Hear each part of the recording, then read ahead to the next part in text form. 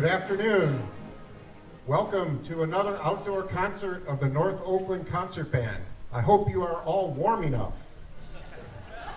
In addition to the concert band, today we are also featuring the North Oakland Dixieland Band. They will be taking the stage in a few minutes, so get prepared and ready to swing.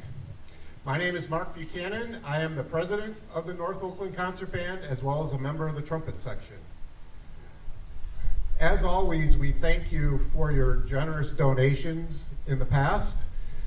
Without your donations, we would not be able to bring concerts like this to you absolutely free, so we very much appreciate it. If you would like to make a donation, you can easily use our PayPal link through our website, www.nocb.org. Or you can also send a check in the mail. The address is there on the Contact Us page as well. Then to stay up to date on our latest activities and upcoming concerts, please sign up on our mailing list. You can do that at the website as well. Please take a moment to check your cell phone. Make sure you switch it to silent, please, just so we don't have ringing going on during slow solo sections. Okay, so let's get started with our first piece today.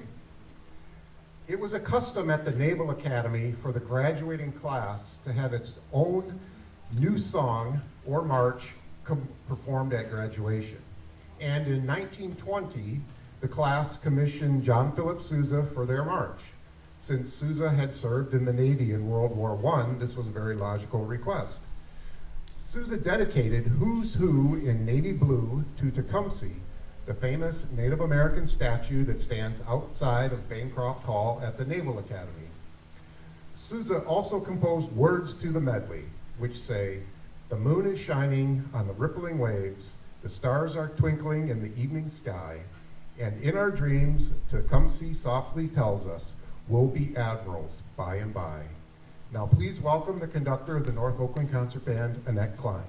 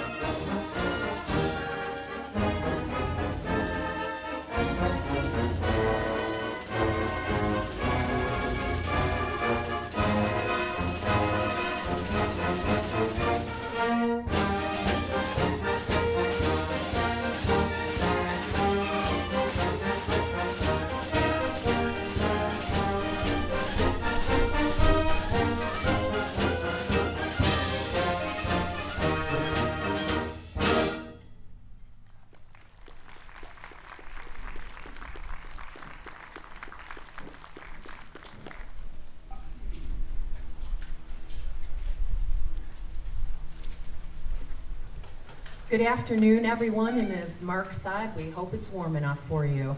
It seems like we always play in the extremes, either the cold, the rain, or now the sweltering sun. I love the umbrellas, though. I'm Robin Myers. I'm a member of the North Oakland Concert Band Flute Section, and I'll be emceeing the program for the rest of the time. So, recorded and published in 1974 in Milan, Libertango is one of Astor Piazzolla's most popular compositions, recorded by artists in over 500 releases. The title alludes to Piazzolla's conscious artistic shift, or liberation, if you will, from traditional tango style to the new tango nuevo, hence the name Libertango. This will be easy to hear in this alluring composition, which, while obviously preserving so many of the beloved musical elements of the traditional tango, nevertheless strikes out in new artistic directions.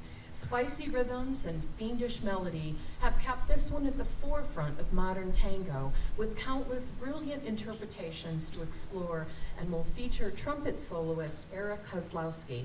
Please welcome him to the stage as we present Libertango by Astor Piazzolla.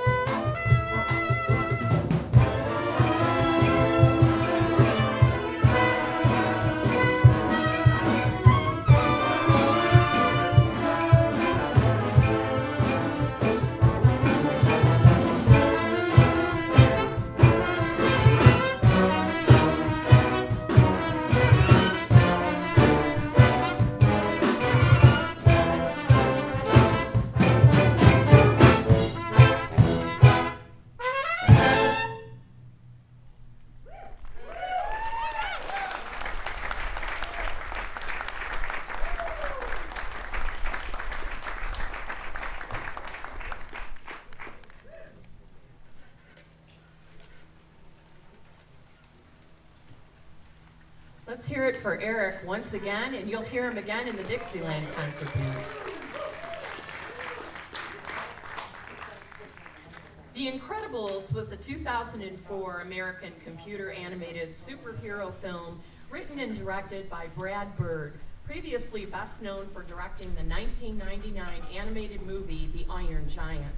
The Incredibles was originally developed as a traditionally animated movie for Warner Brothers, but after Warner Brothers shut down its feature animation division, Brad Bird moved to Pixar and he took the story with him. It became the sixth film to be produced by Pixar Animation Studios and features the voices of Craig T. Nelson, Holly Hunter, Samuel L. Jackson, and Elizabeth Pena. The story follows a family of superheroes living a quiet suburban life, forced to hide their powers in accordance with a government mandate. When Father Bob Parr's yearning for his glory days and desire to help people drags him into battle with an evil villain and his killer robot, the entire Parr family is forced into action to save the world. Don your capes and follow the story of an incredible family of crime fighters along with their flashy, sassy, and fast-paced music written in the campy style of a mid-1960s spy adventure thriller mixed in with cool jazz.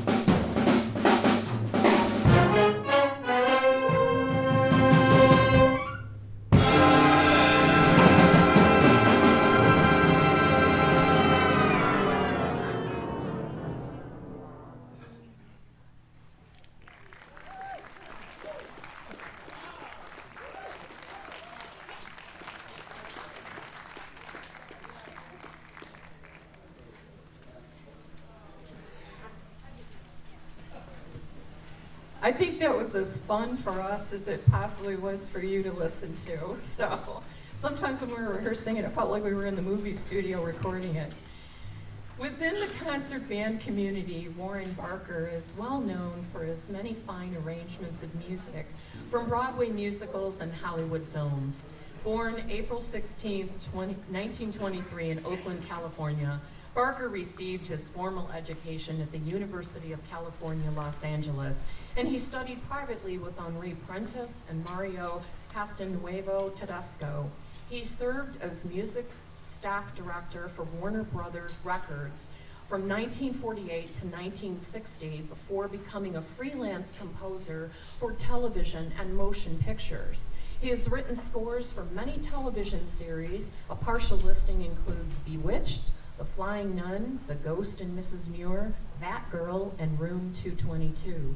He served as guest conductor of the Foothills College Symphonic Wind Ensemble in 1988 and 89, and after living in Red Bluff, California, he moved to Greenville, South Carolina. An active composer and arranger, sadly, Warren Barker died on August 3rd, 2006. Please enjoy yet another beloved composition written by Warren Barker entitled Beryl Bay.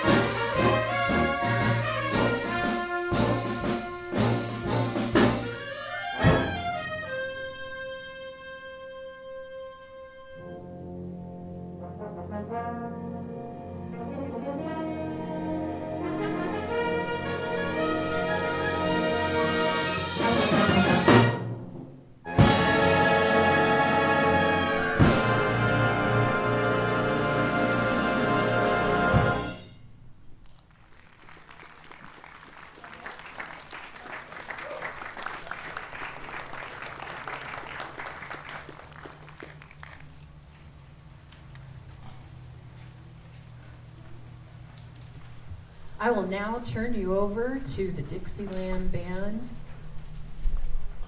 and they will announce their own program. We are the North Oakland Dixieland Band, and we're very happy to be on this program today.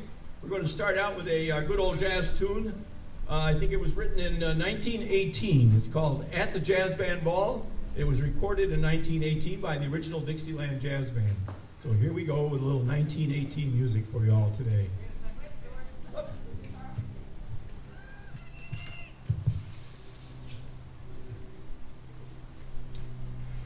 We got the largest rhythm section in the world right here today. We have two banjos, a guitar, and drums, piano, and tuba. It's not really a tuba. We'll talk about that later. Anyway, here we go with Jazz Band Ball.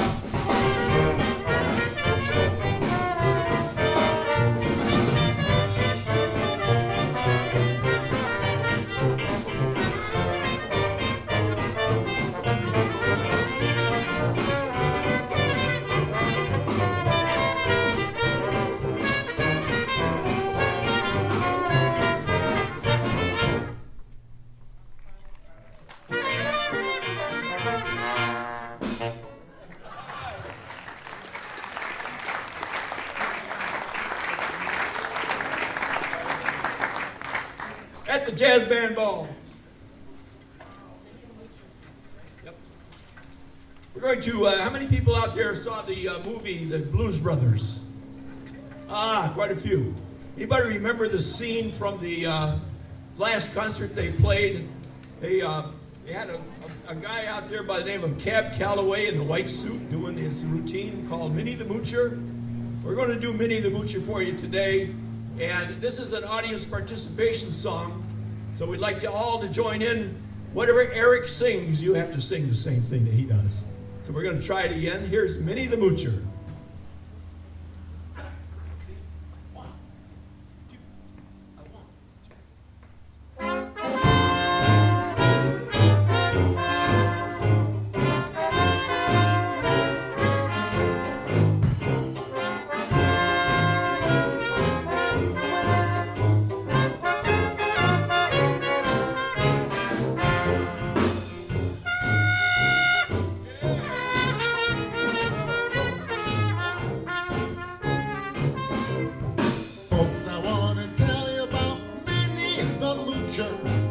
She was a red-hot hoochie coocher. She was the roughest and toughest frail, but Minnie had a heart as big as a whale. Hody, hody, ho! Hody, hody, ho! Hidey, hidey, hi!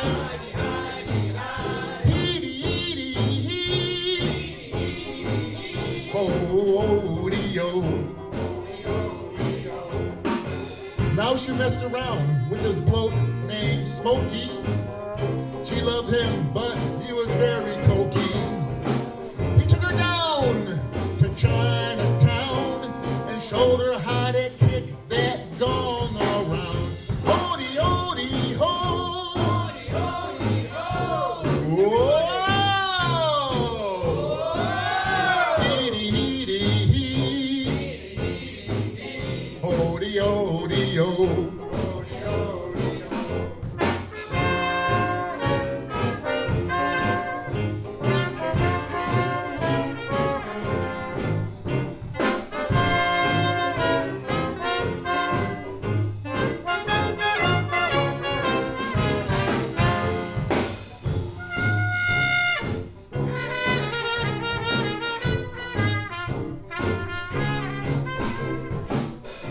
Now she had a dream about the king of Sweden.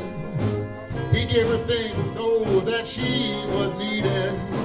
He gave her a house built with gold and steel, a diamond car, a platinum wheel. Hody, hody, hody, hody, hody, hody, ho! Hody, hody, hody, hody, hody, hody, ho! Hody, hody, hody, hody, hody, hody, hi! Hody, hody, hody, hody, hody, hody!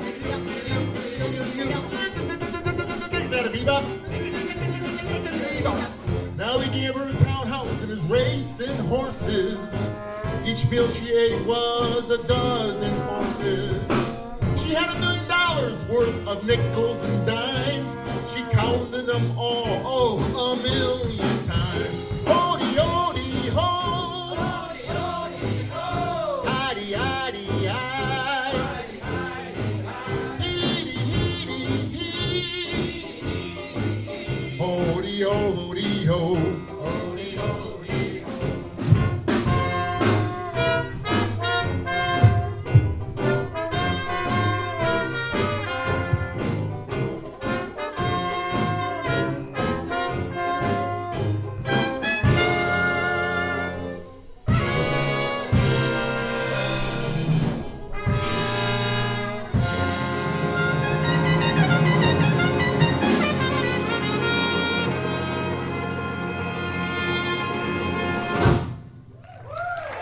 Minnie the Moocher. Give yourselves a hand, ladies and gentlemen.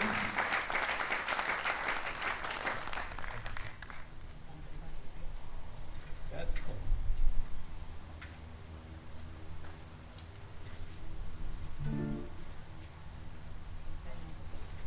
Here's another old Dixieland favorite from the early 1900s. I would like to remind you, by the way, that the North Oakland Dixieland Band is going to be playing a benefit for the North Oakland Concert Band, and it's a donations only type thing. It's on November 6th So put that in your calendar. November 6th, we're going to be playing at Christ Redeemer's Parish over there. And bring a lot of money, and you're going to have a lot of fun. Here's a tune that we're going to do, or again from the early 1900s. It's called That's the Plenty. Sax, clarinet, cornet.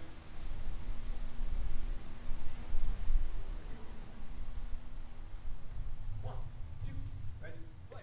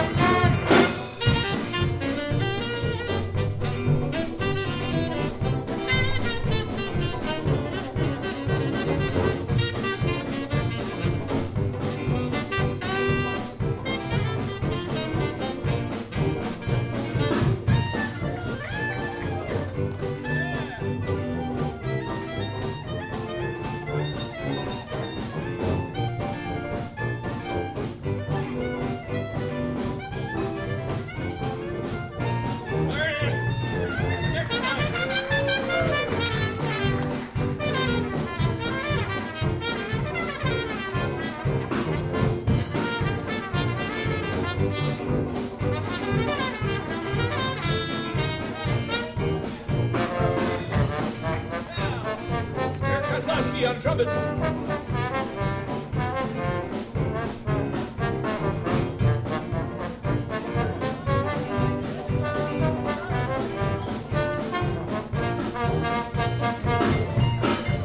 Randy on the trombone.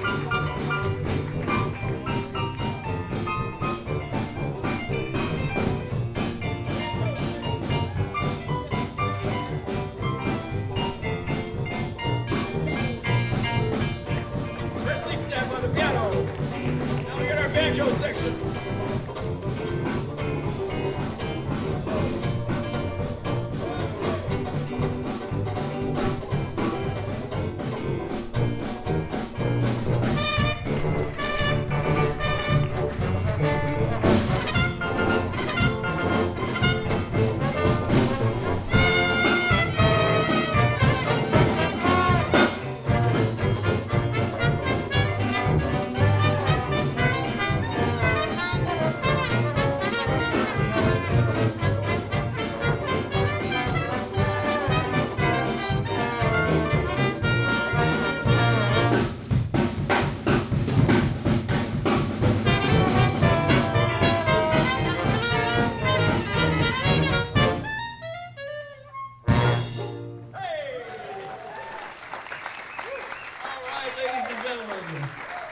That's the plenty. Brian,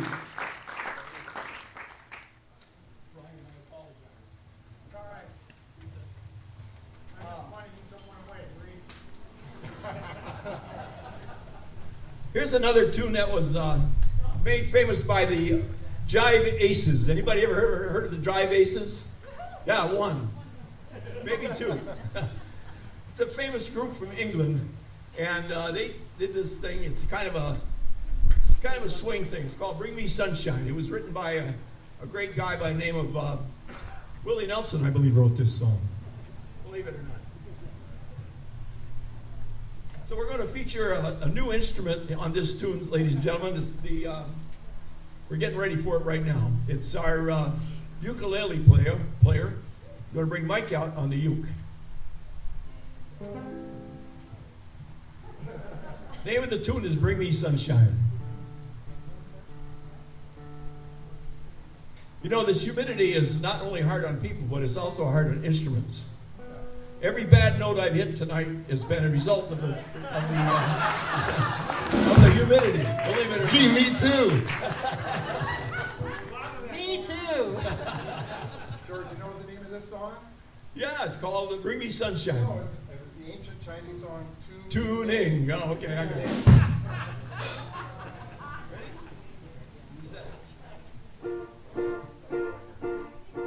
Eat your heart out. Bring me sunshine in your smile.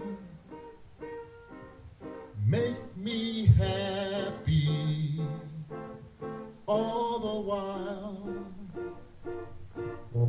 In this world where we live, there should be more happiness, so much joy you can give.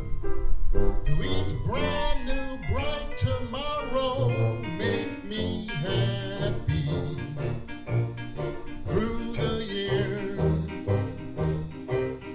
Never bring me any tears.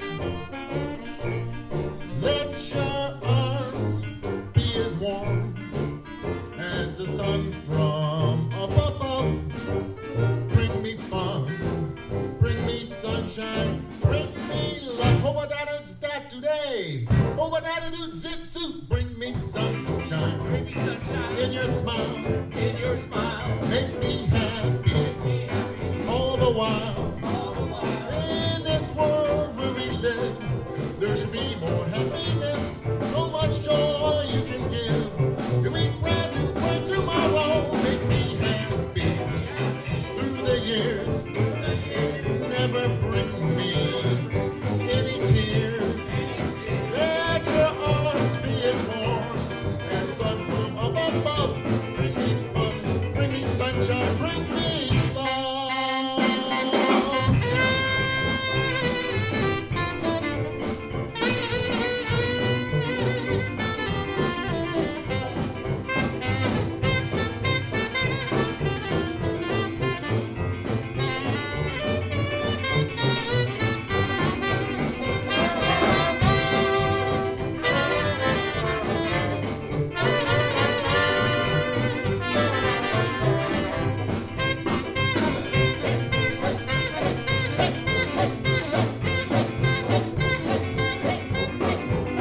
Don't do what is it to make me happy through the years.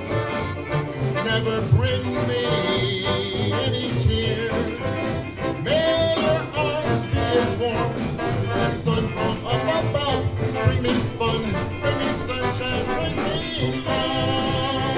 Bring me fun, bring me sunshine, bring me love. Bring me fun, bring me sunshine, bring me love.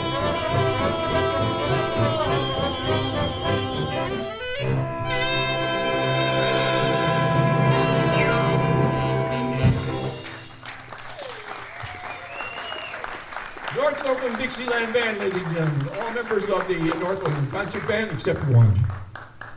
And you can't guess who. Right, Ernie?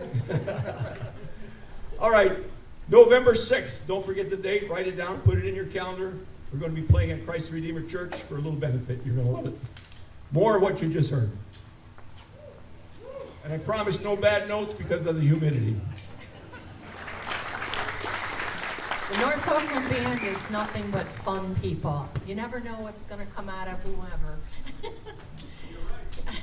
George agrees. All right. Before 1910, social dance, had social distancing on the rain. All right, before 1910, there was no social distancing. All right, social dance in America was dominated by steps, such as the waltz and the polka. But as jazz migrated from its New Orleans origin to Chicago and New York City, energetic, suggestive dances traveled with it.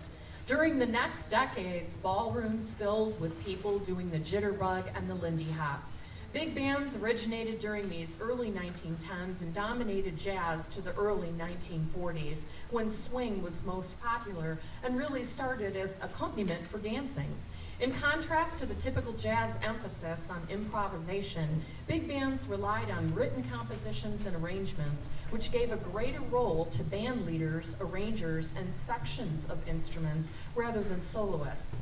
For our next piece, John Higgins brings the big band era to life in this imaginative medley that features some of the best-known trademarks of the top big bands.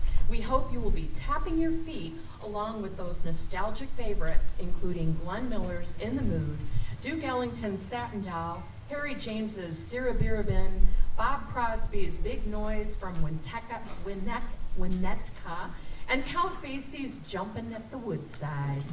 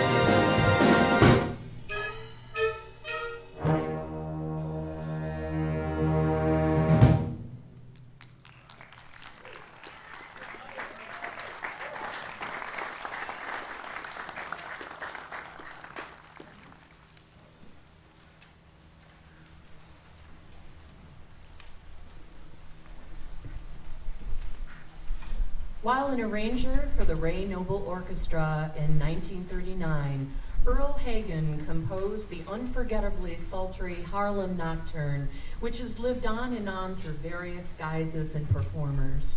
It was first taken up as the theme tune for the Randy Brooks Orchestra in 1941. Originally written as a tribute to saxophonist Johnny Earl Hodges, Hagen confirms that he was inspired by Duke Ellington's band, and he wrote the piece for Ray Noble Orchestra member Jack Dumont. When it became a staple of the rhythm and blues repertoire, the song has been recorded by a whole roster of artists ranging from Herbie Fields and Johnny Otis to the strings of Mantovani and Latin sound of Tito Puente. It hit the charts again in 1959 with a memorable rendition by the Viscounts. And appropriately enough, it returned full circle when Earl Hagen used it as the signature theme for the television series Mickey Spillane's Mike Hammer in 1984 and the 1986 film The Return of Mike Hammer. Ever since its first appearance, Earl Hagen's hauntingly beautiful Harlem Nocturne has been one of the most performed pieces in American popular music, with about 500 covers to this classical music. This version that you're about to hear skillfully captures the original spirit and the mood of this unique American classic. Harlem Nocturne by Earl Hagen.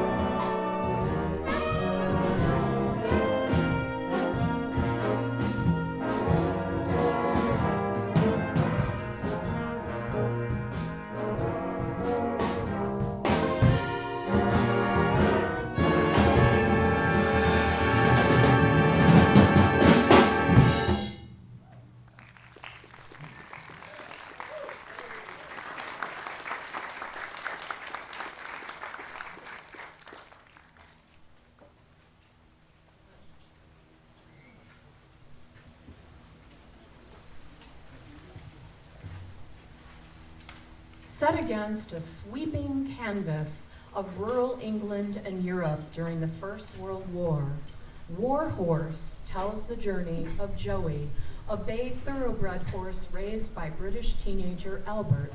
as he is bought by the British Army, leading him to encounter numerous individuals and owners throughout Europe, all the while experiencing the tragedies of the war happening around him.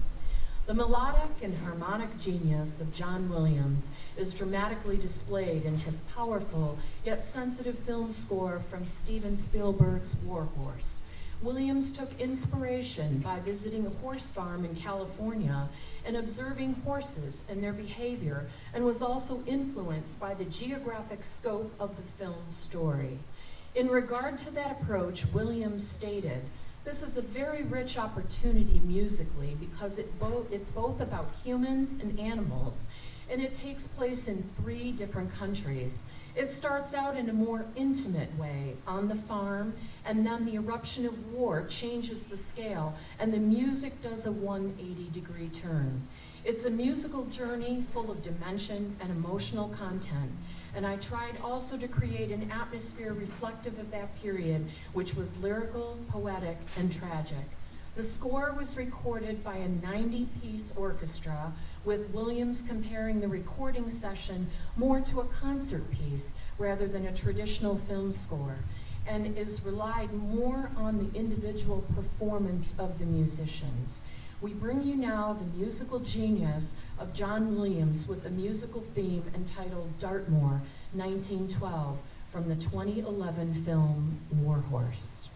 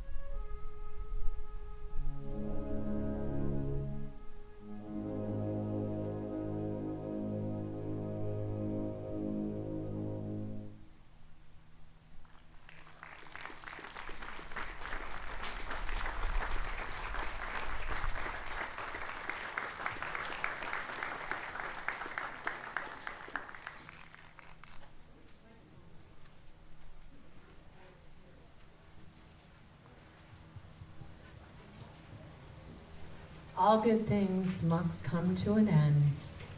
The 1889 owners of the Washington Post newspaper requested that John Philip Sousa, the leader of the United States Marine Corps Band, compose a march for the newspaper's essay contest awards ceremony. Sousa obliged, and the Washington Post March was introduced at the ceremony on June 15, 1889.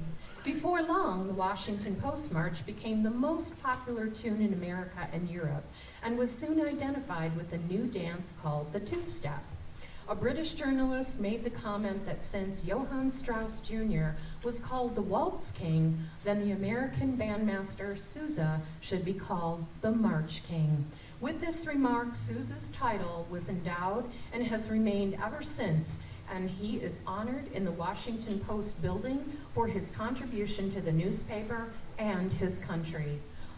We are planning an upcoming season for sure, we hope this year.